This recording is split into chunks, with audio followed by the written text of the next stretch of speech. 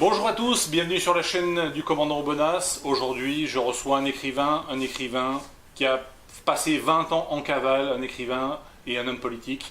Gabriele Adinolfi, bonjour. Bonjour.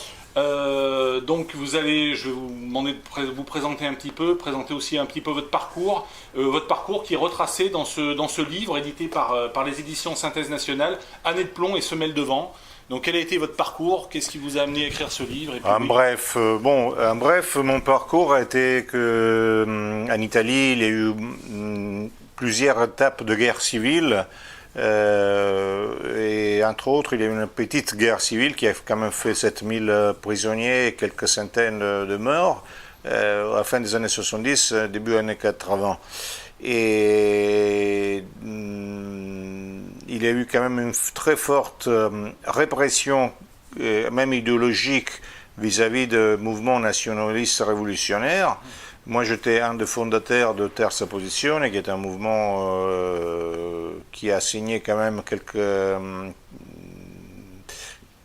un petit peu, même si pour un temps relativement bref, a signé un petit peu l'époque. Et donc, nous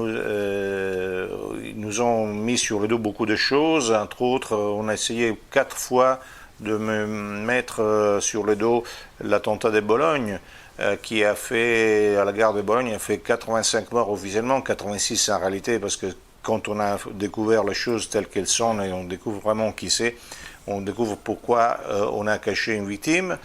C'est en quelle année? C'est 1980, 2 août 1980.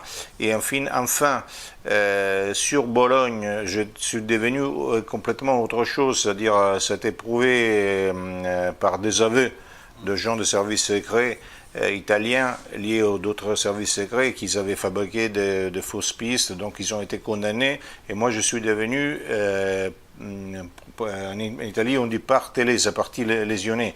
Donc je suis pratiquement accusataire là-dessus. Donc là-dessus, cette vérité est sortie, alors que la vérité réelle qui a fait l'attentat est sortie aussi, mais on ne veut pas le dire parce que on veut pas le dire, on ne veut pas l'entendre parce que ça gêne beaucoup, parce que ça signerait, ça mettrait beaucoup d'éléments en route. D'un côté, l'extrême gauche qui a quand même été utilisé là-dessus. De l'autre côté, certains services secrets, en particulier les Israéliens, donc on ne veut pas trop en venir là-dessus. C'est très sensible. Donc vous avez passé 20 ans en cavale, on peut le dire. Oui, donc en dehors d'Italie, impossible. Parfois aussi en Italie, en clandestin. Oui, d'accord, en clandestin, d'accord. Parce que je m'ai caché sans me cacher, j'ai continué mon engagement. Bien sûr, d'accord. Et là, vous êtes revenu en 2000 en Italie, donc du coup. En 2000, je suis revenu en Italie par prescription de la peine, parce que j'étais condamné pour rien du tout, sauf que pour des condamnations idéologiques. C'est-à-dire, j'étais condamné à cause d'une idéologie qui était pas acceptée par par le pouvoir, par le système politique. Ou même par les magistrats qui étaient communistes. Oui. Et donc, après 20 ans, il y a eu prescription de la peine, et donc je suis rentré. Héros en Italie, on peut le dire, acclamé quand même par les identitaires, par les nationalistes italiens. Oui, d'accord. Mais vous avez été une victime finalement de... J'aime pas ce terme, je ne suis pas une victime, non. Je suis un combattant. Quand il y a je suis bien content que les ennemis essaient de me tuer. S'ils réussissent, chapeau. Non, je ne suis pas une victime. Ils ont échoué, donc tant mieux, on ne peut que s'en réjouir.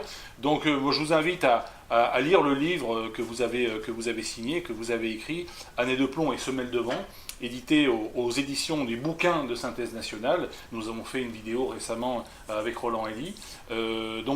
Ça fait partie effectivement de ces bons livres à lire pour continuer le combat révolutionnaire, le combat de la résistance, qui passe par la reculturation, qui passe par la réinformation.